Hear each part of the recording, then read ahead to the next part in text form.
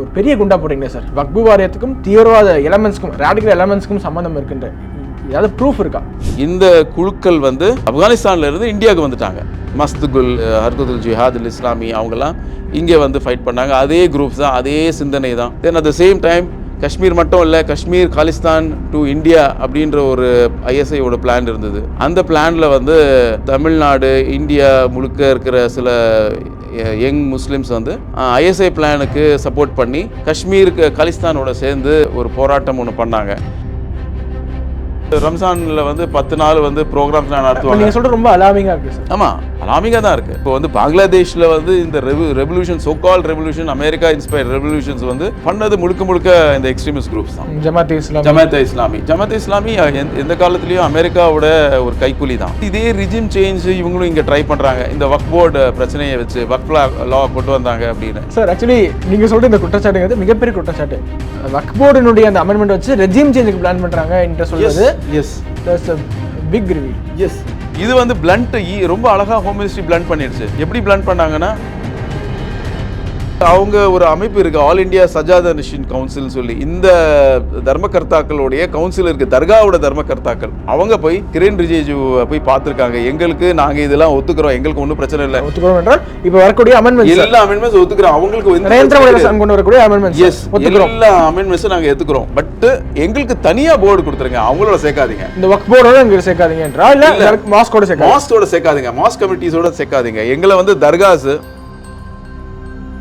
ஒரு சில நபர்கள் இப்போ வரக்கூடிய அமெண்ட்மெண்ட்ஸ்க்கு ஆதரவாக இருக்காங்க அப்படின்னு சொன்னா இது எதிர்க்கக்கூடியவர்கள் என்ன பண்ணல? ஒரு சிலர் கிடையாது. நீங்க சச்சார் கமிட்டி ரிப்போர்ட் பாத்தீங்கன்னா பெரும்பாலான வக்ஃப்ஸ் வந்து தர்காஸ் தான். அப்போ தர்காஸினுடைய ஆல் இந்தியா கவுன்சில் போய் சொல்றாங்கன்னா பெரும்பாலானவர்கள் ஆதரிக்கிறாங்க அதை. அப்போ எதிர்க்கிறவங்க யாரு? எதிர்க்கிறவங்க வந்து இந்த ராடிக்கல் எலிமெண்ட்ஸ், இந்த தீவிரவாத சிந்தனை கொண்ட ஆளுங்க இருக்காங்க இல்லையா, மாஸ்க் கண்ட்ரோல் பண்றவங்க இருக்காங்க இல்லையா, அவங்க தான் இதை எதிர்க்கிறாங்க.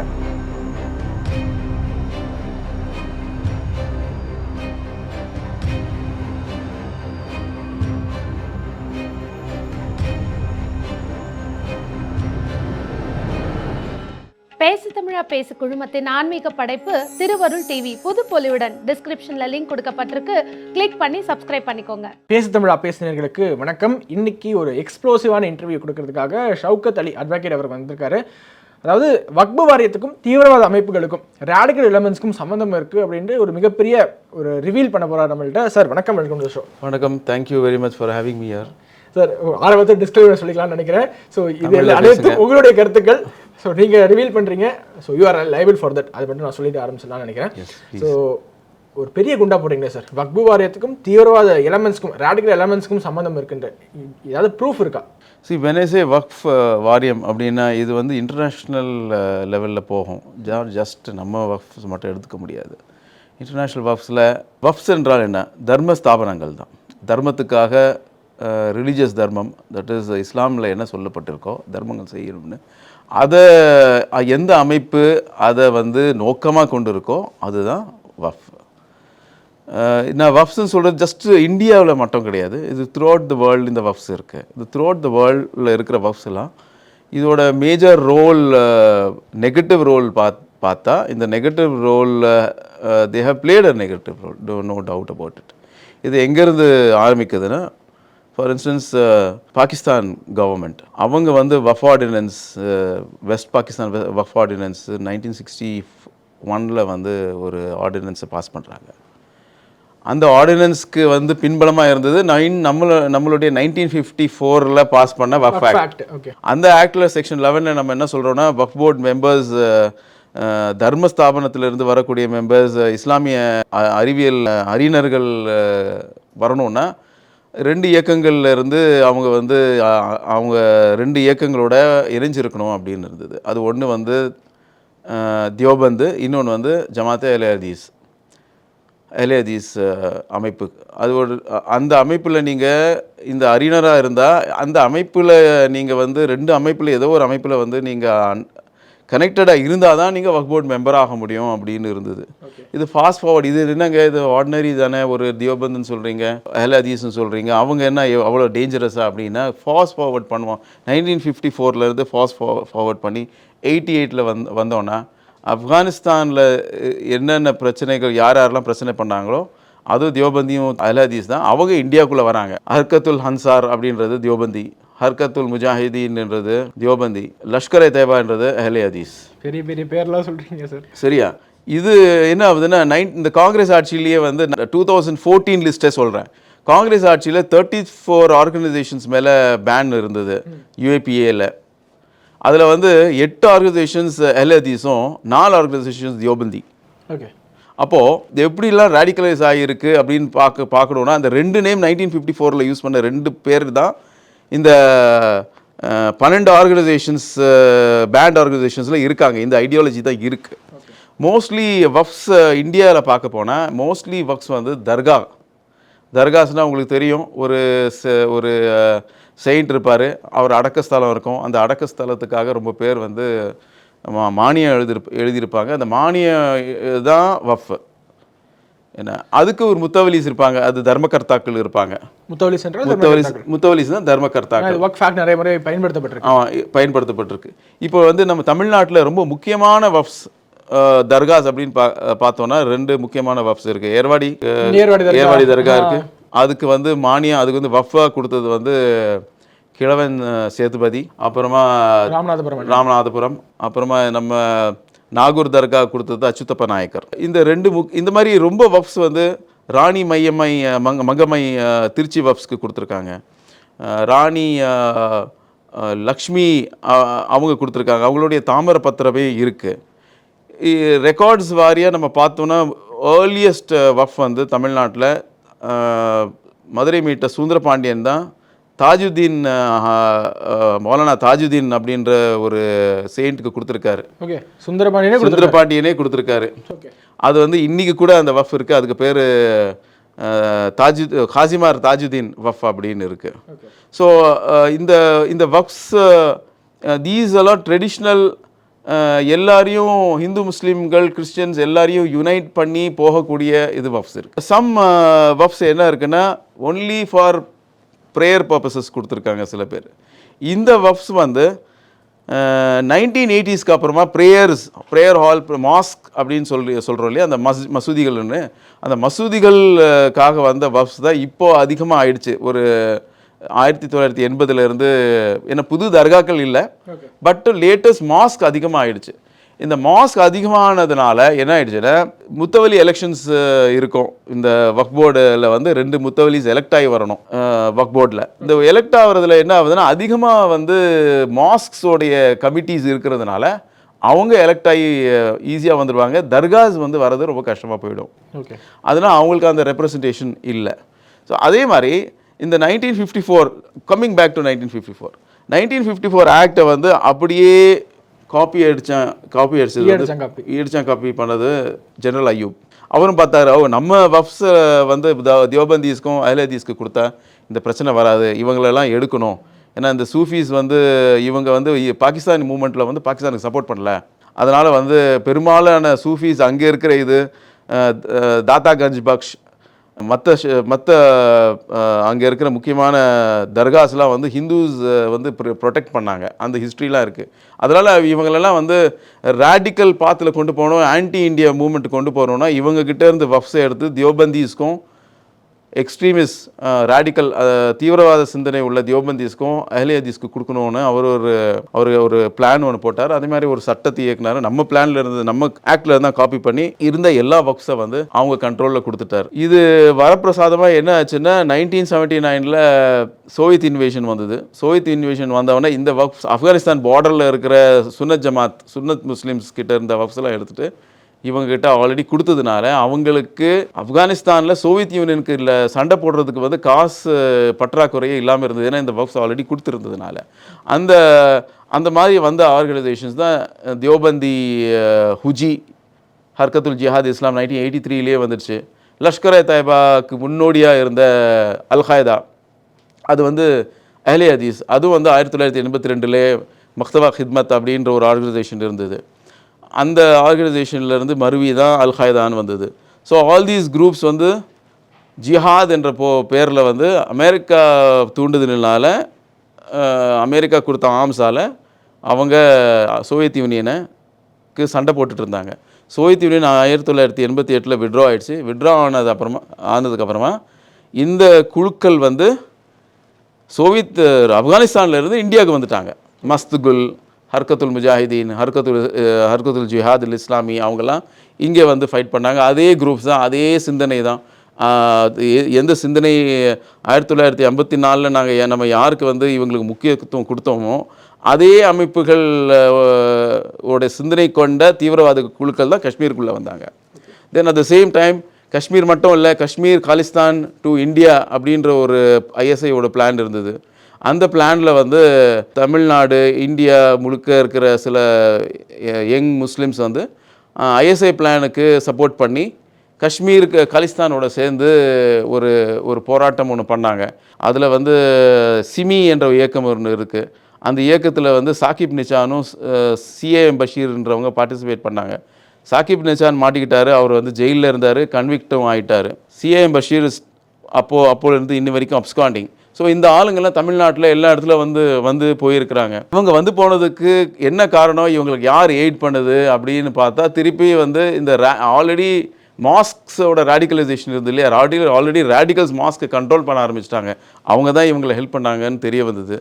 இது வந்து ஒரு கமிட்டி ரிப்போர்ட்டாக போட்டு 1995 இந்த செக்ஷன் 11 அப்படி பழைய ஆக்டில் இருந்ததில் தியோபந்தியும் நீங்கள் அஹ்லே ஹதீஸில் இருந்தால் தான் நீங்கள் வந்து முஸ்லீம் லா தெரிஞ்ச மெம்பர் ஆகலான்னு அந்த ஸ்டிப்புலேஷன், அந்த ஷரத்தை எடுத்துட்டாங்க. 1995 அந்த மாதிரி ஒரு ஷரத் கிடையாது. புது சட்டம் வந்தது. அதில் இந்த பிரிவை நீக்கிட்டாங்க. 1995 வக்ஃப் ஆக்ட்ல இது புது சட்டம் வந்தது. அப்புறமா உங்களுக்கு 9/11 என்ன நடந்தது உங்களுக்கு தெரியும்.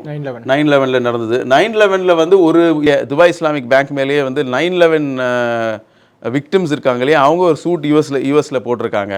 9/11க்கு அப்புறமா ரொம்ப அமைப்புகள், சேரிட்டி அமைப்புகள், அப்போ இந்த சிம்பிளாக சொல்ல போனால் வஃப்ஸ், அதுவும் அந்த சேரிட்டி நோக்கத்தில் தான் அவங்க வந்து ஆரம்பித்தாங்க. சேரிட்டி, இஸ்லாமிக் சேரிட்டிஸ்னு. அந்த charities UN security council resolution போட் பண்ணி ஒரு கமிட்டி ஒன்று அப்பாயிண்ட் பண்ணி, UN security committee on al Qaeda and other terrorist குரூப்ஸ்ன்னு ஒரு கமிட்டி இருந்தது. அந்த கமிட்டி ஐடென்டிஃபை பண்ணுது எத்தனை ஆர்கனைசேஷன்ஸ் வந்து சேரிட்டி ஆர்கனைசேஷன்ஸாக இருந்துட்டு டெரர் ஃபண்டிங் பண்ணுறாங்கன்னு. யுஎன் ரிப்போர்ட் அது இருக்குது, அது உங்ககிட்ட கொடுக்குறேன். அதில் வந்து எத்தனை சேரிட்டிஸ் இருக்குன்னு நீங்களே பார்க்கலாம். எத்தனை முஸ்லீம் சேரிட்டிஸ் இருக்குது, ஃபவுண்டேஷன்ஸ் இருக்குது, ட்ரஸ்ட்டுன்னு இருக்கும். அல் ராபிதா ட்ரஸ்ட், அல் ரஷீத் ட்ரஸ்ட். அதில் அல் ரஷீத் ட்ரஸ்ட் வந்து ஜெய்ஷே முகமதோட ட்ரஸ்ட். அது இங்கே தான் இந்தியாவுக்கு அகேன்ஸ்டாக காஷ்மீர்லேயும் இருந்தது. அதெல்லாம் பேன் பண்ணியிருக்காங்க 2001. அல் ஹரமைன் ஃபவுண்டேஷன் இருக்குது, ட்ரஸ்ட் இருக்குது, சேரிட்டி இருக்குது. இது வந்து just small list. Every year அவங்க லிஸ்ட்டு வந்து புது ஆளுங்களை வந்து கொண்டு வருவாங்க. அது வந்து latest list of banned entities by the UN ban பண்ண சேரிட்டிஸ். எந்தெந்த சேரிட்டிஸ் சுலபமாக சேரிட்டிஸ்னாலும் வஃப்னா ரெண்டு ஒன்று தான்.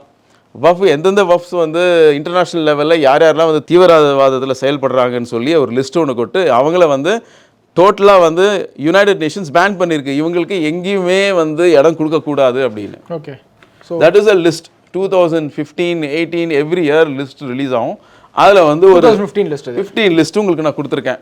இன்னும் லேட்டஸ்ட் லிஸ்ட் வேணுனாலும் we can take it. ஏன்னா இப்போ எனக்கு டைம் இல்லாததுனால நான் கொடுக்குற லேட்டஸ்ட் லிஸ்ட் கூட எடுக்கலாம். எவ்ரி இயர் இந்த லிஸ்ட் எக்ஸ்பேண்ட் ஆகிட்டு இந்த லிஸ்ட் மூலமா நீங்க என்ன சொல்ல விரும்புறீங்க? இது என்ன சொல்ல போறேன்னா, இந்த சேரிட்டிஸ் வஃப்ன்றதெல்லாம் வந்து இதுக்கு பின்னாடி இது வந்து நல்லவங்க இதை யூஸ் பண்ணால் நல்லதுதான் நடக்கும். தீவிரவாதிகள் கிட்ட போனால் தீவிரவாதத்துக்கு துணையாக தான் போகும். அதுதான் நான் சொல்கிறேன். ஸோ வக்ஃப் என்ற பேரில் இதில் ஊடுருவல் இருக்குன்னு நான் சொல்கிறேன். இது நான் சொல்லல, யுனைடெட் வேற சாலிடான எவிடன்ஸ் இல்லை. இது மட்டும் சாலிடான எவிடன்ஸ். இதுக்கு மேலே உங்களுக்கு என்ன வேணும்? யுஎன் செக்யூரிட்டி கவுன்சிலே உங்களுக்கு லிஸ்ட் கொடுத்துருக்காங்க. சேரிட்டிஸ், ஃபவுண்டேஷன்ஸ் நீங்களே இப்போ படிச்சீங்க. நீங்கள் வழக்கு தொடுத்து வரீங்க, ரெட் பெட்டிஷன் போடுறீங்க, அதில் ஏதாச்சும் டெவலப்மெண்ட்ஸ் இருக்கா சார்? வக்ஃப் வாரியங்களில் ஊடுருவல் இருக்குதான். ஏன்னா அவங்க மெம்பர்ஸ் தான் வந்து வக்ஃப் கமிட்டிஸ் எல்லாம் நாமினேட் பண்ணுறாங்க. அந்த கமிட்டிஸ் வந்து நாமினேட் பண்ணுறதுனால என்ன ஆகுதுன்னா, அந்தந்த கமிட்டிஸ் இப்போ ஜஸ்ட் நான் சொன்ன மாதிரி வக்ஃப் வெறும் தர்காஸ் மட்டும் கிடையாது. தர்காஸ் விட்டுட்டு இப்போது மாஸ்க்ஸ் இருக்குது. 1980 இன்னி வரைக்கும் லாட் ஆஃப் ஃபாரின் ஃபண்டிங் வந்தது. அதில் வந்து ரொம்ப மாஸ்க் வேர் பில்ட். அந்த மாஸ்கோட கமிட்டி, அந்த மாஸ்கோட அட்மினிஸ்ட்ரேஷன் போகிற போக்கில் ஃபாரின் ஃபண்ட் வந்துச்சு, மாஸ்க் கட்டினாங்கன்னு பெரிய குற்றச்சாட்டை போகிற போக்கில் சொல்லிட்டு இல்லை, அது இருக்குது தானே. ஃபாரின் ஃபண்டிங் வந்தது தான். ஃபாரின் ஃபண்டிங் மூலமாக இங்கே மாஸ்க் கட்டப்படுதுங்கிறீங்க. ஆமாம். ஓகே, யாருக்கு வருது ஃபண்ட்? ஃபண்டு யாருக்கு வருதுன்னா யாரெல்லாம் இந்த கமிட்டிஸில் இருக்காங்களோ அவங்களுக்கு வருது. நீங்கள் ஒரு சின்ன உதாரணம் எடுத்துக்கங்க. ஒரு மாஸ்க் இருக்குது, அங்கே வெளியே போய் பார்த்தீங்கன்னா இது வந்து இந்த இதை வந்து இனாகரேட் பண்ணது ஜெருசலமில் இருக்கிற அல் அக்ஸா மாஸ்கோட இமாம் அப்படின்னு ஒரு மாஸ்க்கு வெளியே எழுதி. அல் அக்ஸா மாஸ்க்னா இப்போ டெசக்ரேட் ஆச்சு, இப்போ ஜெருசலமில் இருக்கு இல்லையா, அந்த அங்கே இருக்கக்கூடிய தலைவர் பிரேயர் லீடர் இருக்கார் இல்லையா, இமாம்னா பிரேயர் லீடர், தொழுகை நடத்துபவர், அவரே வந்து இங்கே வந்திருக்காரு, இங்கே வந்துட்டு இனாகரேட் திறந்து வச்சிருக்காரு. அப்படின்னா இப்படி நடந்திருக்கு. பெர்னாம்பேட் மற்ற இந்த நார்த் ஆர்காட்லாம் சவுதியில இருந்து பெரிய பெரிய ஆளுங்கெல்லாம் வந்து இனாகரேட் பண்ணியிருக்காங்க. You can see that now the terror link see. இப்போ ப்ராப்ளம் என்ன ஆகுதுன்னா ஆல் தீஸ் இவங்கெல்லாம் இருக்காங்க இல்லையா, இவங்களே வந்து ஒரு சிந்தனையில் இருக்கிறாங்க, நம்ம இப்படி நடத்தணும், நம்ம வந்து we must oppose the government அப்படின்ற ஒரு ஐடியாவில் இருக்காங்க. ஸோ இந்த கமிட்டிஸ் தான் இந்த மாதிரி ஆளுங்களை தான் கமிட்டி மெம்பர்ஸ் ஆகும். மோஸ்ட் ஆஃப் த மாஸ்கில் இருக்குது. மோஸ்ட் ஆஃப் த மாஸ்க் சொல்கிறேன், எல்லாமே அப்படின்னு சொல்ல முடியாது. Some traditional mosque are still traditionals. நியூவாக வந்த மாஸ்கில் normally you have lot of radicalism. எப்படின்னா எவ்ரி ஃப்ரைடே வந்து ஒரு ப்ரேயர் இருக்குது, ஸ்பெஷல் ப்ரேயர்ஸ். அதில் வந்து உங்களுக்கு வந்து சொற்பொழிவு ஆற்றுவாங்க. அந்த சொற்பொழிவு வந்து இன்றைக்கி நடக்கிற பிரச்சனைகளை பற்றி நார்மலி அதை பற்றி தான் அவங்க பேசுவாங்க. நார்மலி என்ன இருக்கும், பொலிட்டிக்கல் இஷ்யூஸ் இருக்குது, ரிலீஜியஸ் இஷ்யூஸ் இருக்குது, ரெண்டு கலந்து பேச முடியும். அதனால் ஒரு ஒப்பீனியன் அவங்களால வந்து மசூதியில் அரசியல் பேசப்படுகிறதா, லைக் பேசப்படுகிறது தான். ஓகே, பேசப்படுகிறது. அது அரசியல்னு சொல்லாமல் நாட்டு நடவடிக்கை அப்படின்னு பேசுகிறாங்க. நேற்று இப்படி நடந்தது, நம்ம சும்மா இருக்க முடியாது, இந்த மாதிரி நாங்கள் ரொம்ப கம்ப்ளைண்ட்ஸ் கொடுத்துருக்கோம். காஷ்மீரை பற்றி பேசப்படுறது கூட ஓகே அப்படின்னு மக்களை தூண்டுறாங்களா அப்படின்னு தான் கேட்குறேன். எஸ், தூண்டுறாங்க. நாங்கள் ரொம்ப கம்ப்ளைண்ட்ஸ் கொடுத்துருக்கோம். எல்லா மாதம் சொல்ல முடியாது, யார் யார் பண்ணுறாங்களோ கொடுத்துருக்கோம். பட் அவங்களோட கமிட்டிஸ்லாம் அப்பாயிண்ட் பண்ணது யார்? இவங்க தான், இதே வக்ஃப் போர்டு தான் அப்பாயிண்ட் பண்ணுது. ஒரு கமிட்டி என்ன பண்ணுதுன்னா, இந்த ஒரு கமிட்டி ஆஃப் மாஸ்க் கூட இருக்குது, அதில் தர்கா இருக்குது, தர்கா பேர் தான் இருக்குது, அது பச்சாவலி தர்கான்னு சொல்லி பாபநாசம் சிவன் ரோட்டில் இருக்குது. அந்த அதில் வந்து கொடுத்தது வந்து ஒரு ரேடிக்கல் எலிமெண்ட்டு ஒரு டாக்டருக்கு தான் கொடுத்துருக்காங்க. அவர் ரொம்ப ரேடிக்கலான ஆள், அவருக்கு தான் கமிட்டி போட்டு கொடுத்தாங்க. இன்ஃபேக்ட் வஃப் ஆக்ட் பார்த்தீங்கன்னா யார் வந்து ஆப்ஜெக்ட்ஸ் ஆஃப் த வஃப்னு இருக்கு இல்லையா, ஒரு வஃபோடைய காரணங்கள் என்ன இருக்கோ, நோக்கங்கள் இருக்கோ, அந்த நோக்கத்தை அந்த நோக்கத்து மேலே நம்பிக்கை வச்சவங்க தான் வரணும்னு இருக்கு. கோயில்லையும் அப்படி தான் இருக்குது, கண்டிப்பாக எல்லா இதுலேயும் அப்படி தான் இருக்குது. ஆனால் அந்த நோக்கத்துக்கு நேர் எதிரானவங்களை தான் அங்கே போடுவாங்க. இந்த தர்காஸ்லாம் ஒழிக்கணும் அப்படின்னு சொல்கிறவங்கள தர்கா கமிட்டின்னு போடுவாங்க. அவங்க அதில் வந்துடுவாங்க. பக்கத்தில் மாஸ்க் ஒன்று மசூதி இருக்கும், அந்த மசூதியில் வந்து இவங்க ரேடிக்கலிசம்லாம் பேசிடுவாங்க. இதை ஒழிக்கணும்னு சொல்லி என்ன பண்ணுவாங்கன்னா, ஒரு ஆள் இந்த தர்கா கமிட்டியில் இருக்கிறவர் பிரசிடென்ட், அவர் என்ன பண்ணுறாரு, இது வந்து எம்டி லேண்ட், இது வந்து பிஆர்எஃப்ன்ற ஒரு அமைப்பு வந்து இதை டெவலப் பண்ணுறதுன்னு சொல்லுது. இது பிஆர்எஃப்னா அது ஒரு ப்ரொஃபஷனல் எஜுகேஷன் ரிசர்ச் ஃபவுண்டேஷன் சொல்லி இன்டர்நேஷ்னலி ஃபேமஸ் டெரரிஸ்ட் ஒருத்தர் இருக்கார், டாக்டர் பிலால் ஃபிலிப்ஸ்ன்னு சொல்லி. அவர் வந்து 1993 ஒரு பாம் பிளாஸ்ட் நடந்தது இல்லையா, 9/11க்கு முன்னாடி அதே வேர்ல்ட் ட்ரேட் ஆர்கனைசேஷனில் ஒரு பாம் பிளாஸ்ட் நடந்தது. அதில் இவர் வந்து அன்இன்டைக்டட் பர்சன் இவர். அப்புறமா லஷ்கர் தொய்பாக்கெலாம் வந்து அவர் கிளாஸ்லாம் எடுத்திருக்காரு. கிளாஸ் எடுத்திருக்காரு. ஏன்னா இவங்களெல்லாம் எடுத்துகிட்டு போயிட்டு போஸ்னியாவுக்கு கூட்டிகிட்டு போகிறது தான் அவருடைய வேலை. அவர் இங்கேருந்து போஸ்னியாவுக்கு போயிருக்கார். அவர் போஸ்னியா யுனைடெட் ஸ்டேட்ஸ்லேயே வந்து இந்த லஷ்கர் தொய்பா டெரரிஸ்ட் அரெஸ்ட் பண்ணும்போது இவர் சொல்கிறாரு, நான் யாரெல்லாம் என்னை ரேடிக்கலைஸ் பண்ணான்னு. அது ஒரு சீரியஸ் யுனைடெட் ஸ்டேட்ஸே அவங்களுடைய டெரர் இதில் வந்து எழுதியிருக்காங்க. அந்த இன்டர்நேஷனல் டெரரிஸ்ட்க்கும் இவர் வந்து இங்கே இதே ஆள்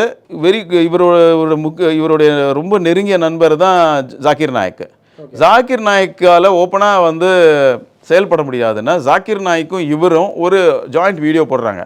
ஜாக்கிர் நாயக் சொல்கிறார், இனிமேல் வந்து நீங்கள் இவர் டாக்டர் பிலால் ஃபிலிப்ஸோட ஆர்கனைசேஷனில் ஜாயின் பண்ணிவிடுங்க அப்படி. அந்த ஆர்கனைசேஷனோட ஸ்கூல் கட்டுறதுக்கு தான் இவங்க இது ட்ரை பண்ணிட்டு இருந்தாங்க பச்சாவலி தர்காவில். இவங்க என்ன பண்ணுறாங்க, பல நாடுகளில் பேன் பண்ணியிருக்காங்கல்ல, பல நாடுகளில் பேன் பண்ணியிருக்காங்க. ஆனால் அவருக்கு வந்து அதை எப்படி ஓவர் கம் பண்ணணும்னு ரொம்ப நல்லாவே தெரியும்.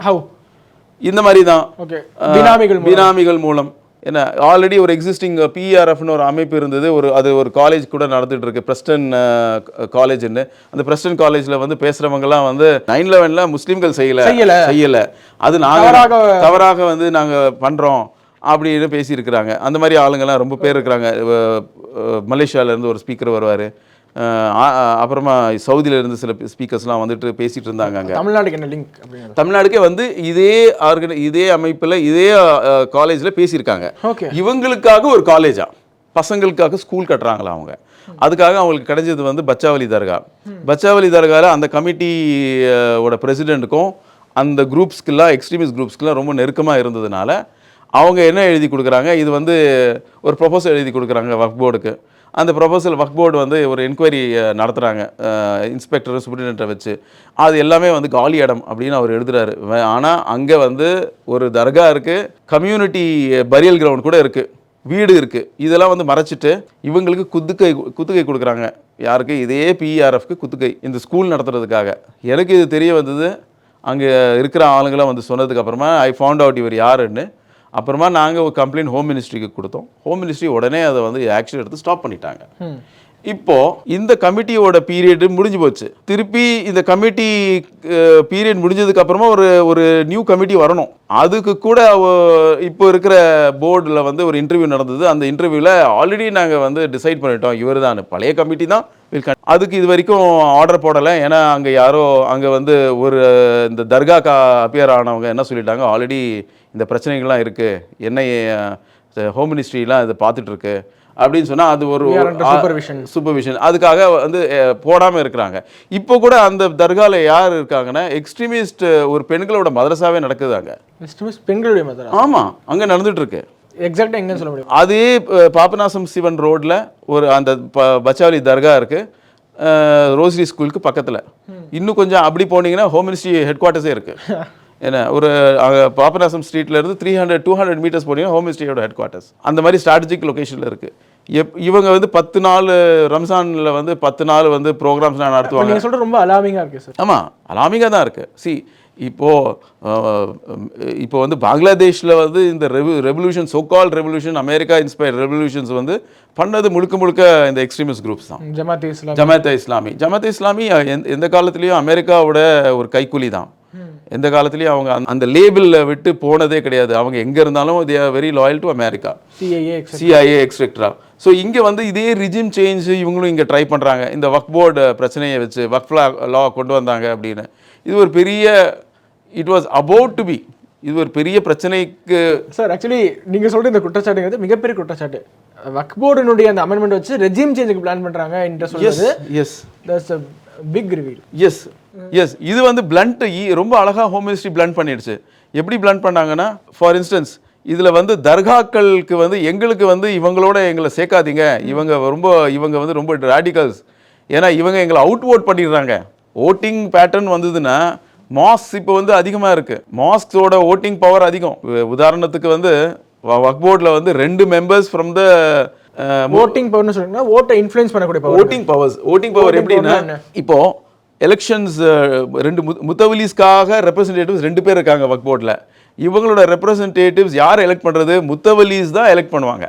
சரி, இதில் வந்து தர்மகர்த்தாக்கள் ஆஃப் த வக்ஃப்ஸ். ஓகே, அந்த வக்ஃப்ஸ்லேயே தர்மகர்த்தாக்கள் யார் அதிகம்னா, மாஸ்கோட தர்மகர்த்தாக்கள் தான் அதிகம். ஓகே, தர்காஸ் வந்து அதிகம் கிடையாது, அவுட் அவுட் ஆயிடுறாங்க அவங்க. ஸோ இவங்க ஓட்டிங் பவர் அதிகமாக இருக்கு, அதிகமாக இருக்கு. அதனால வந்து தர்காஸ் என்ன சொல்றாங்க, எங்களை இவங்க கிட்ட இருந்து பிரிச்சுடுங்க, எங்களுக்கு இந்த ப்ராப்ளமே வேண்டாம். தர்காஸ் மாஸ்க் கிட்ட இருந்து பிரிச்சுடுங்க. மாஸ்க் கமிட்டிஸ்க்கு போர்டு தனி, தர்காக்கு தனி போர்டு.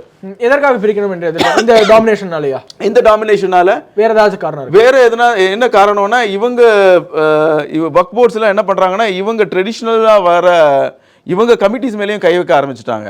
இவங்க கமிட்டிஸ்லையும் சொல்கிறது, நீங்கள் எதனா எங்களுக்கு அகேன்ஸ்டாக பேசுனீங்கன்னா நாங்கள் வந்து உங்களை வந்து எடுத்துருவோம், இந்த கமிட்டியை எடுத்துகிட்டு வேற ஒரு கமிட்டியை எங்களுக்கு வேண்டிய கமிட்டியை எடுத்துருவோம் அப்படின்வாங்க.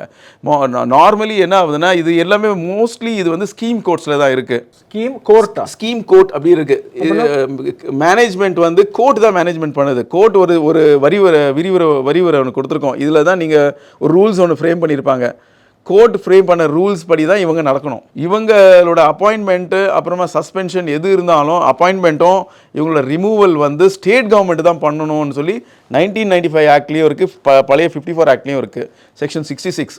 ஹைகோர்ட்ஸும் இப்போ என்ன சொல்லிட்டாங்க, செக்ஷன் 66ல் இருக்கிற வக்ஃப்ஸ் வந்து நீங்கள் அதில் தலையிடக்கூடாது அப்படின்னு ஹைகோர்ட்டும் ரீசெண்டாக வந்து ஜட்ஜ்மெண்ட் கொடுத்துட்டாங்க. இப்போ வந்து முதல்ல மாதிரி வக்ஃப் போர்டு தலையிட முடியாது. இது தலையிடுறதுனால தான் மோஸ்ட் ஆஃப் த ப்ராப்ளம்ஸே வந்து இவங்க தலையிடுறதால தான் பிரச்சனையே வருது. பாருங்க, ஹைகோர்ட் ஜட்ஜ்மெண்ட்டே உங்களுக்கு கொடுத்து சொல்கிறாங்க பாருங்க. 66 படி section 66 powers of appointment and removal of Mutawalli went to be exercised by the state government. அப்போ வந்து அந்த பவர்ஸ் வந்து ஸ்கீம் கோர்ட்டில் இருக்கக்கூடிய வஃப்ஸ்க்கு வந்து அப்பாயின்மெண்ட் ரிமூவல் வந்து வக்ஃப் போர்டு கிடையாதுன்னு வெரி கிளியராக மெட்ராஸ் ஹைகோர்ட்டு சொல்லிடுச்சு. அப்போட இது என்ன காட்டுதுன்னா இவங்க இன்டர்ஃபியர் பண்ணுறாங்க என்பதனால தானே வந்து கோர்ட்டுக்கே போகுது இந்த கேஸு. ஓகே, தர்காஸ் போடுற கேஸே வந்து இவங்க இன்டர்ஃபியர் பண்ணுறாங்க. நாங்கள் வந்து மோஸ்ட்லி தர்காஸ்லாம் வந்து ஸ்கீம் கோர்ட்டில் இருக்கிற தர்காஸில் இவங்க இன்டர்ஃபியர் பண்ணுறாங்க, ட்ரைங் டு மேனிப்புலேட் பண்ணுறாங்கன்றதுனால தான் இவங்க கோர்ட்டுக்கு போகிறாங்க. ஹைகோர்ட்டில் ரிட் ஃபைல் பண்ணுறாங்க. ஹைகோர்ட்டும் அதே தான் சொல்லியிருக்கு. ஸ்கீம் கோர்ட்டில் இருக்கிற எந்த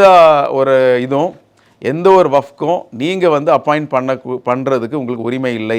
செக்ஷன் 66ல் தமிழ்நாடு கவர்மெண்ட்ஸ்க்கு மட்டும்தான் அந்த உரிமை இருக்குன்னு சொல்லி ஆர்டர் வந்துருச்சு.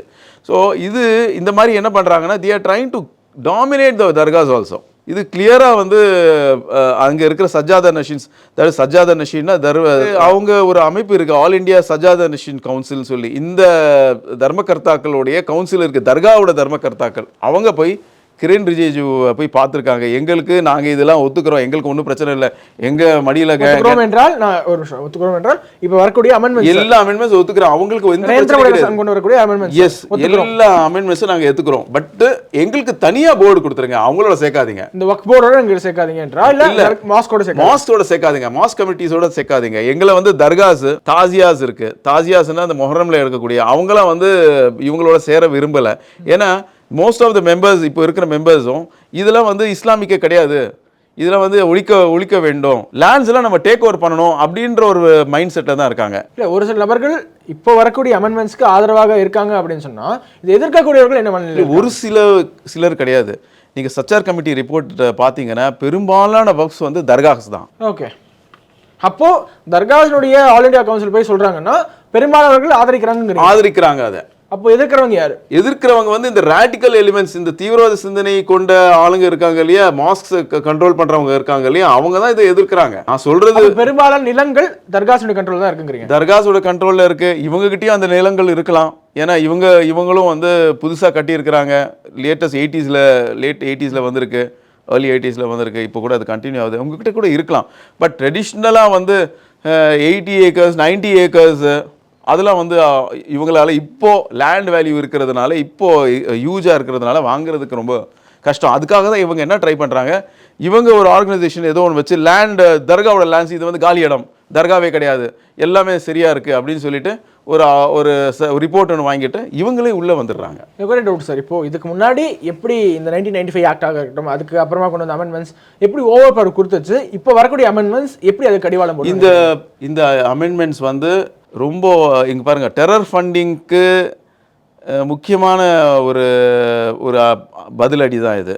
டெரர் ஃபண்டிங்ஸ் இப்போது உதாரணத்துக்கு 2004 அந்த ரிப்போர்ட், 2005 அந்த ரிப்போர்ட் வந்தது, Sachar committee report very clearly says 1,20,000 acres of land வந்து 1,20,000 வேல்யூ 6 lakhs ஏக்கர்ஸ் வந்து லேண்ட் இருக்குது. அதோட வேல்யூ வந்து அப்போது 1,20,000 crores வேல்யூ இருக்குது. இன்றைக்கி அதோட வேல்யூ என்ன அப்படின்னு ஒன்று பார்க்கணும். At the same time 2024 at the same time அப்போ வந்து இந்த லேண்ட்ஸ்லேருந்து எவ்வளோ பணம் கவர்மெண்ட்டுக்கு எவ்வளோ ரெவன்யூ வந்ததுன்னா 300 crores தான். அதாவது சச்சார் கமிட்டி ரிப்போர்ட்லேயே வந்து 1,20,000 ஏக்கர்ஸ்லேருந்து 1,20 crores worth ஆஃப் ப்ராப்பர்ட்டிலேருந்து 300 crores தான் வருமானம் வருது. ஓகே, அது ரொம்ப மினிஸ்கியூல். அது எப்படி இருக்குது அப்படின்னா, அது எப்படி இருக்குன்னா, இந்த மாதிரி ரேடிக்கல் எலிமெண்ட்ஸ் டேக் ஓவர் பண்ணிவிட்டு எதுவுமே சப்மிட் பண்ணுறதில்ல. Mostly they don't submit the accounts. இதோட பெஸ்ட் எக்ஸாம்பிள் வந்து தமிழ்நாட்டில் சென்னையில் இருக்க தாம்பரம் ஜும்மா பள்ளிவாசல்னு இருக்குது. அது வந்து 120 crores worth of landed property இருக்குது. ஹியூஜ் மார்க்கெட் காம்ப்ளெக்ஸ்லாம் இருக்குது, மார்க்கெட் ஷாப்ஸ்லாம் இருக்குது. அதில் வந்து பெரிய வருமானம் வருது. பட் 2004 இருந்து என்ன ஆகுதுன்னா, ஒரு குறிப்பிட்ட ஆள் கிட்ட அது மாட்டிக்கிடுச்சு. அவர் என்னன்னா, ஒரு கன்விக்டட் பாம் பிளாஸ்ட் சென்னையில் அல்லுமா வச்சுருந்த பாம் பிளாஸ்ட்லாம் இருக்கு இல்லையா, சாரி பாம்ஸ்லாம் ரிகவர் பண்ண பாம்பு ரிகவரி கேஸில் அவர் வந்து கன்விக்ட் ஆகிட்டார். அதனால் he cannot directly enter the administration. அவரோட சொந்தக்காரர் அட்மினிஸ்ட்ரேஷன் போட்டார். ஒரு பெரிய ஒரு ஃபார் அ லாங் பீரியட் எந்த ஒரு அக்கௌண்ட்ஸும் சப்மிட் பண்ணவே இல்லை. அவங்க எதிர்பார்ட்டி மக்கள் என்ன பண்ணாங்க, ஹோம் மினிஸ்ட்ரிக்கு லெட்டர் எழுதினாங்க.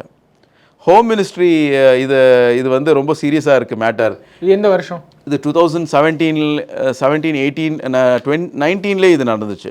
ஹோம் மினிஸ்ட்ரி என்ன பண்ணுறாங்க, தே ஃபைண்ட் அவுட் இது வந்து ப்ராப்ளமேட்டிக்காக இருக்குது. ஏன்னா ஆல்ரெடி ஒரு ரெசல்யூஷன் ஒர்க் போர்ட் பாஸ் பண்ணியிருக்கு. அந்த ரெசல்யூஷனில் ஒர்க் போர்டு என்ன சொல்லியிருக்குன்னா, இந்த ரேடிக்கல் தமிழ்நாடு முஸ்லீம் முன்னேற்ற கழகமுடைய கார்டர்ஸ் எல்லாம் வந்து அந்த மாஸ்க் இதுக்குள்ளே வரி அந்த மாஸ்க் எல்லைக்குள்ளே இல்லாமல் அவங்கள வந்து எல்லையிலேருந்து வெளியே ஏற்றிடுங்க. ஏன்னா அவங்க இதுக்கு முன்னாடி இல்லை, அப்புறமா தான் வராங்க. அதனால வந்து இதுக்கு முன்னாடி என்ன ஸ்டேட்டஸ் கோ இருந்ததோ இப்போ கூட தமிழ்நாடு முஸ்லீம் முன்னேற்ற கழகம் ரேடிக்கல்ஸ் அப்படின்னு சொல்கிறீங்க. ஆமாம், அது உண்மை தானே. ஏன்னா யார் அவங்களோட கார்டர்ஸ் தானே மோஸ்ட்லி 15 பேர் வந்து கோயம்புத்தூர் கேஸில் இருக்கிறாங்க. கரும்பு கடையா அது அந்த எஃப்ஐஆர் தனியாக இப்போ ஜாயிண்ட் ஆகிடுச்சு. அது கரும்பு கடையா யாருன்னு எனக்கு இப்போ ஞாபகம் இல்லை. சரி, இப்போ இந்த சென்னையில் இந்த வெளியே வந்து யார் கூட இருக்கிறாரு, அவர் கன்விஷன் வாங்கிட்டு டிஎம்எம்கேவோட தானே இருக்கிறாரு. யார் சார்? நான் சொல்கிற ஆள், நான் யாரை சொல்கிறேனோ, the person who's controlling Tambaram வக்ஃபை கண்ட்ரோல் பண்ண யாக்கூப் நினைக்கிறேன் அவர் பேர்.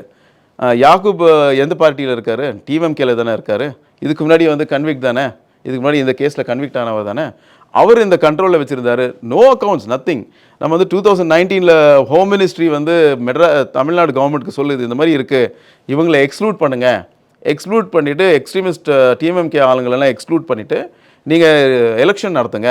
அட் த சேம் டைம் இந்த பழைய கமிட்டி ஹோம் மினிஸ்ட்ரி சொல்லுது, ஹோம் மினிஸ்ட்ரி தமிழ்நாடுக்கு சொல்லியிருக்கு. ஓகே, கவர்மெண்ட்டுக்கு இவங்களை எக்ஸ்க்ளூட் பண்ணுங்க. ப்ளஸ் வந்து இதுக்கு முன்னாடி இருக்கிற கமிட்டி மேலே கேஸ் ஃபைல் பண்ணுங்க. ஏன்னா எல்லாமே கையாடல் தான், மிஸ்அப்ராப்ரியேஷன் ஆஃப் அமௌண்ட், ஹியூஜ் அமௌண்ட்ஸ் பகுடியாக வாங்குறது, ஹியூஜ் அமௌண்ட்ஸ் இதாக வாங்குறது, ரெண்ட்ஸாக வாங்குறது.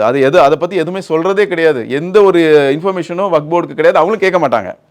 ஏன்னா நான் சொன்ன மாதிரில அந்த ரேடிக்கல் எலிமெண்ட்ஸை ஹெல்ப் பண்ணுறதுக்கு தான் இருக்கிற சொத்தெல்லாம் இவங்களுக்கு கொடுக்கறதுக்கு தான் அந்த மோஸ்ட் ஆஃப் த மெம்பர்ஸ் இருக்கிறாங்க. இதுக்கப்புறமா தமிழ்நாடு கவர்மெண்ட் என்ன பண்ணுதுன்னா, அந்த காலத்தில் சிஇஓக்கு ஒரு லெட்டர் ஒன்று கொடுக்குறாங்க, டைரக்டிவ் கொடுக்குறாங்க. இந்த மாதிரி வந்து இவங்களை எக்ஸ்க்ளூட் பண்ணிவிட்டு நீங்கள் எலெக்ஷன் நடத்துங்க. பழைய ஆளுங்க யாரெல்லாம் இதுக்கு முன்னாடி கமிட்டின்னு சொல்லிட்டு இருந்தாங்களா, கையாடல் பண்ணாங்களோ அவங்க மேலே கேஸ் போடுங்கன்னு சொல்லி Tamil Nadu joint secretary to the கவர்மெண்ட்டே வந்து சிஇஓக்கு எழுதுறாரு. அந்த காலத்தில் வந்து சிஇஓ வந்து ஒரு ஆர்டிஓ நினைக்கிறேன், அவர் பெரிய post, joint secretary level post கிடையாது. சொல்கிறது யார்? அவங்களோட ஓன் மினிஸ்ட்ரி, பேக்வர்ட் கிளாஸஸ் மினிஸ்ட்ரிக்கான்றது தான் வக்ஃப் போர்டே இருக்குது. அவங்களோட ஓன் மினிஸ்ட்ரியே சொல்லுது இதை எக்ஸ்க்ளூட் பண்ணிவிட்டு நீங்கள் நடத்துங்கன்னு. அந்த மாதிரி எலெக்ஷன் நடத்தவே கிடையாது. 2021 இதில் எலெக்ஷன் நடந்தது. அந்த மாதிரி எப்படி வந்து அவங்க ஓன் மினிஸ்ட்ரி ஜாயிண்ட் செக்ரட்டரி சொன்னாரோ அந்த மாதிரி எலெக்ஷன் நடத்தவே இல்லை. ஸோ இதுலேருந்து உங்களுக்கு தெரியுதா, அவங்க வந்து நீங்கள் யார், நீங்கள் வந்து மினிஸ்டராக கூட இருக்கலாம், நீங்கள் சிஎம்மாக கூட இருக்கலாம், நீங்கள் எனக்கு டைரக்டிவ் கொடுத்தீங்கன்னா நாங்கள் ஃபாலோ பண்ண மாட்டோம்னு அர்த்தம். 2010 இவங்களை எக்ஸ்க்ளூட் பண்ணுங்கன்னு ஆர்டர். அதே இன்னும் பண்ணல, அது இன்னும் பண்ணல. இவங்களை எக்ஸ்க்ளூட் பண்ணாம தான் இன்க்ளூட் பண்ணி தான் எலெக்ஷன் நடத்திட்டு இருக்காங்க. தாம்பரம் ஜுமா மஸ்ஜித். ஆமா, இது ஒன்று இருக்கு. நீங்க இன்னொன்று சொல்றீங்க, டெரர் ஃபண்டுக்கு இது ஒரு மிகப்பெரிய முட்டுக்கட்டை அப்படிங்கிற வரக்கூடிய. எஸ், எப்படின்னா எப்படி ஆடிட்ங்கிறது பெரிய வார்த்தை இல்லையா? ஆடிட் இல்லையா? டெரர் ஃபண்ட் என்றால் தீவிரவாதத்துக்காக பணம் கொடுப்பது சார். இப்போ இந்த பணம் யாருக்கு போகுது சார்? இப்போ நீங்க இந்த தாம்பரம் பாத்தீங்களா, யாருக்கு போகுது? நீங்க சொன்னீங்கன்னா அந்த ஃபண்டிங்க்கு தானே போகுது. டெரர் ஃபண்டிங்னா என்ன? எக்ஸ்ட்ரீமிஸ்ட் ஆக்டிவிட்டீஸ்க்கு தானே போகுது. அதான் எக்ஸ்ட்ரீமிஸ்ட் ஆக்டிவிட்டீஸ்க்கு போகுது என்பது பொதுப்படையா சொல்றது இல்லையா அப்படின்னு. இது பொதுப்படை இல்லை. இதே பாருங்க, இந்த அதுக்கும் எவிடன்ஸ் இருக்கா? இல்ல, அது இதுவான எவிடன்ஸ் பேஸ்டா பேசணும். ஆமா, எவிடன்ஸ் தான் நம்ம கொடுத்துருக்கோம்ல. இந்த அலிகேஷன் அதானே. இந்த அலிகேஷன் வச்சு தானே ஹோம் மினிஸ்ட்ரிக்கு சொல்லியிருக்கோம் இந்த மாதிரி வந்து எக்ஸ்ட்ரீமிஸ்ட் ஃபண்டிங் போகுது. அவங்க வந்து அங்கே வந்து தேவர் ஜெயந்திக்கு வந்து ஒரு பெரிய கலவரமே நடந்தது அங்கே. ஓகே, பிட்வீன் டிஎம்எம்கே அந்த யாகூப்க்கும் அவருக்கும். அதில் என்ன கம்யூனல் ஹார்மோனியை டிஸ்டர்ப் பண்ணுறது தானே, அந்த வேலை தானே நீங்கள் பண்ணிட்டு இருக்கீங்க. அதெல்லாம் மேற்கோள் காட்டியே நம்ம எழுதியிருக்கோம். எழுதுனதுக்கு அப்புறமா தான் இதெல்லாம் ரொம்ப ப்ராப்ளமேட்டிக்காக இருக்குது. என்ன ஃபண்ட்ஸ் எப்படி வருது, எங்கே போகுது, யாருக்கு போகுது, இதெல்லாம் வந்து ஒரு பெரிய த்ரெட் அசஸ்மெண்ட் கவர்மெண்ட் ஃபீல் பண்ணதுனால தான் இந்த ஆக்ட் வந்திருக்கு. இந்த ஆக்டில் வந்து சென்ட்ரல் கவர்மெண்ட் ஃபீல்ஸ் இது வந்து இந்த வக்ஃபில் வந்து சரியான வந்து அக்கௌண்ட்ஸ் இல்லைன்னா அவங்களே வந்து கம்ப்ட்ரோலர் ஆடிட்டர் ஜெனரல் சிஏஜி ஆஃபீஸ்லேருந்து ஒரு ஆடிட்டர் அனுப்பி அக்கௌண்ட்ஸ் பார்க்கலாம். இதுக்கு முன்னாடி பண்ண முடியாது. இதுக்கு முன்னாடி இல்லை. ஓகே, இதுக்கு முன்னாடி இல்லை. இப்போ சிஏஜிக்கு எஸ் கவர்மெண்ட் நினச்சா சிஏஜி ஆடிட் நடத்தலாம். இதுக்கு முன்னாடி இல்லை. இப்போ வந்து டோட்டலி வந்து சிஏஜி ஆடிட் வரதுனால என்ன ஆகுதுன்னா இந்த ஃபண்டிங்ஸில் எப்படி வருது, எங்கே போச்சு, இந்த அமௌண்ட்டு நீங்கள் வந்து அவ்வளோ வாடகைக்கு கொடுக்குறதா சொல்கிறீங்க. பட் வக்ஃப் லீஸ் ரூல்ஸில் வந்து அவ்வளோ வாடகைன்னு கேட்டிருக்காங்க, நீங்கள் வாடகை கம்மியாக கொடுக்குறீங்க, எப்படி நீங்கள் கம்மியாக கொடுக்குறீங்க அப்படின்லாம் வந்து ஆடிட்டில் கேள்வி வரும். அந்த ஆடிட்டில் கேள்வி வந்ததுன்னா அதுக்கு வந்து ஆக்ஷன் சென்ட்ரல் கவர்மெண்ட்டால் பண்ண முடியும். அவங்க வந்து ஒரு கம்ப்ளைண்ட் கொடுத்துருக்காங்க. ஹோம் மினிஸ்ட்ரி அவங்க யாரெல்லாம் இருக்காங்களோ அவங்களெல்லாம் வந்து investigate ISI 1 division ministry of home அஃபேர்ஸில் அவங்கள பற்றி இன்வெஸ்டிகேட் பண்ணுங்க அப்படின்னு ஒரு டைரக்டிவே கொடுத்துருக்காங்க. Fake Ghazwatul Hind take action against mister Abdul Rahman the chairman of Tamil Nadu. என்ன சார், தமிழ்நாடு ஒரு சேர்மன்? ஆமாம், அவங்க கொடுத்த கம்ப்ளைண்ட் அது. அந்த லேடி கொடுத்த கம்ப்ளைண்ட்ல தமிழ்நாடு வக்ஃப் போர்டோட சேர்மன் மேலேயே ஆக்ஷன் எடுங்கன்னு கேட்டிருக்காங்க. ஆமா, இன்வெஸ்டிகேட் பண்ணுங்கன்னு சொல்லிருக்காங்க. சோ ஹோம் மினிஸ்ட்ரி என்ன ரெஸ்பான்ஸ்? ஹோம் மினிஸ்ட்ரி ஏதாச்சும் பண்ணாதா? இதுதான் ஹோம் மினிஸ்ட்ரி கொடுத்தது. ஓகே, இதுக்கு ரெஸ்பான்ஸ் போயிட்டு இருக்கும் இல்லையா, உடனே எதுவுமே உங்களுக்கு கிடைக்காது இல்லையா. நேரடியாக வக்ஃப் போர்டோட சேர்மனை பத்தியே ஒரு அக்யூசேஷன் வைக்க அதுக்கு பத்தி ஏதாச்சும் ஒரு எவிடன்ஸ் நம்மள்ட்ட இருக்கணும் இல்லையா? இல்ல, அவங்க எல்லா எவிடன்ஸ் கொடுத்திருக்காங்க. அதுதான் ஹோம் மினிஸ்ட்ரிட்ட இருந்து லெட்டர் வரும். கண்டதுக்கெல்லாம் லெட்டர் வராது. இல்ல என்ன சொல்றீங்க, பண்ணுங்கன்னு சொல்லி டைரக்ஷன் கொடுக்குறாங்கன்னா ஏதோ இருக்குன்னு சொல்லி தான் டைரக்ஷன். பிரைம் ஃபேசி இருக்குன்னு தான் அவங்க பண்றாங்க, இல்லன்னா பண்ண மாட்டாங்க. இன்னொன்னு சொல்றீங்க Fathima Muzaffar who gave a call for jihad. இது யாரு சார்? இது வந்து ஒரு லேடி மெம்பர். இவங்க வந்து ஏடிஎம்கே பீரியட்லேயே இருந்தாங்க. அப்போ வந்து காசா பற்றிலாம் அப்போவே பேசிகிட்டு இருப்பாங்க. காசாவில் இப்போ பெண்கள்லாம் எப்படி ஜிஹாத் பண்ணுறாங்க, நம்மளும் அது மாதிரி பண்ணணும், நம்ம குழந்தைங்களெல்லாம் ஜிஹாத் சொல்லி கொடுக்கணும் அப்படின்னு சொல்லி அவங்க ரொம்ப வீராவேசமாக பேசி எல்லாரையும் வந்து. உலக தமிழ் சொந்தங்களுக்கு வணக்கம். நான் ராஜவேல் நாகராஜன். பேசு தமிழா பேசு வலையொலியுடைய வளர்ச்சிக்கு நீங்களும் உறுதுணையாக இருக்கணும்னு நினச்சிங்கன்னா இந்த வீடியோடைய டிஸ்கிரிப்ஷனில் இருக்கக்கூடிய ரேசர் பே லிங்கை கிளிக் பண்ணுங்கள். அந்த லிங்க்கில் போயிட்டு உங்களுக்கு விருப்பமான தொகையை பேசு தமிழா பேசுவனுடைய வளர்ச்சிக்கு உங்களுடைய பங்களிப்பாக நீங்கள் கொடுக்கலாம். நன்றி, வணக்கம்.